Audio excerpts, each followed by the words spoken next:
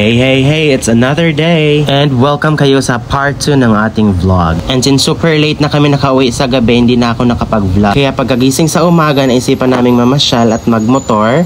Ito na yung aming place. Welcome home. Ay, nakakamiss talaga yung place na to. Remembering the childhood memories, it's very nostalgic. And of course, pag umuwi ka sa probinsya, hindi mawawala ang Thanksgiving and everything. Dahil nga 5 days lang kami dito sa province, sinulit na namin kaya araw-araw meron kaming activities. Kung nagtataka kayo bakit may nakaprepare na mga baboy, well, alam na this. The main event talaga is a dozen thanks, which is pagpapasalamat dahil umabot ng sandusen ng apo si mama at si papa.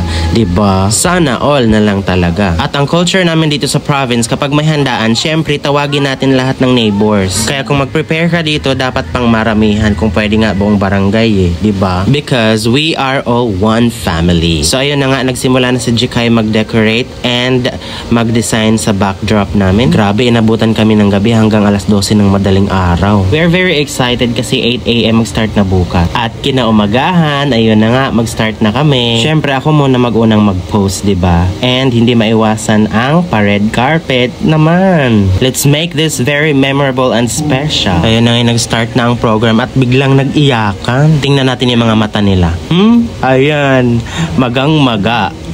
Pagdating talaga sa usapang family, nakakaiyak talaga. At eto na nga, sila na nga yung gumawa ng sandusen ng apo. Syempre hindi ako kasama. My brother and his wife, my sister and her husband, my sister and her husband, my brother and his wife, my brother and his wife, my sister and her husband. And syempre, the very first foundation, si mama at papa. Akalain mo yun, nakapag-create na sila ng sandusen ng apo. Except for me. Sa program, hindi maiwasan na mag-presentation. Ayan, kumakanta sila. Abay, tingnan nyo naman yung background namin, di ba parang naka-green screen, pero totoo yan. And syempre sa Thanksgiving guys, huwag kalimutan ng the word of God. Teka nga, may binubulong na si ate, about na ba yan sa pagkain? May lechon na sa likod. Aside sa lechong baboy, since 12 sila, of course meron ding 12 na lechong manok. So, sobrang tagal kasi ng storytelling, naku, nararamdaman namin gutom na yung mga tao din. Pero sige lang, smile pa, kaya pa yan. At ayun na nga, mag-self-check naman tayo, tingnan natin yung sarili natin. Okay pa ba? Sa wakas, nag-speech na din si mama at papa. In fairness hindi na sila nahihiya sa stage. I am so proud for the both of them. Special mention sa aming pinakamagaling na kapitan. At ayun na nga, nag-start na ang handaan at may mga lechon na nga. I'm so excited. Kain tayo ng sobra kasi mahal to sa Metro Manila. Bago kumain ng lechon, mag-pictorial muna para hindi naman halata yung oily skin natin. Pati ba naman sa pictorial, sobrang tagal. Ang sarap na talaga ng lechon, diba? Introducing mga apo ni mama at papa and mga anak ni mama at papa. Finally, nakakain na din sila ng lechon. Malapit nang maubos, gina. Dito sa amin, hindi naman kailangan ng bonggang celebration. Simple celebration is okay na. And separate pa rin yung table ng mga apo ni mama.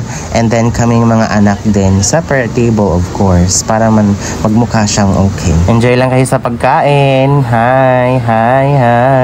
Ito talaga yung pinaka main event ang Thanksgiving. Pero we still have a lot of list para i-fulfill yung 5 days dito sa probinsya. Magiging busy kami kasi syempre, 7 ba naman yung anak nila at mama at papa. Puntahan namin isa't isang bahay. Tingnan natin kung kaya ba. We also would like to thank sa photographer namin na si Dong Liloy.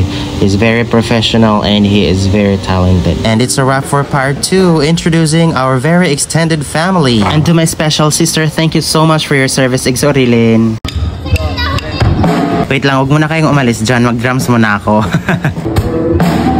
That's it for today guys. Salamat at sinamahan niyo ako. Excited na ba kayo sa part 3? Abangan!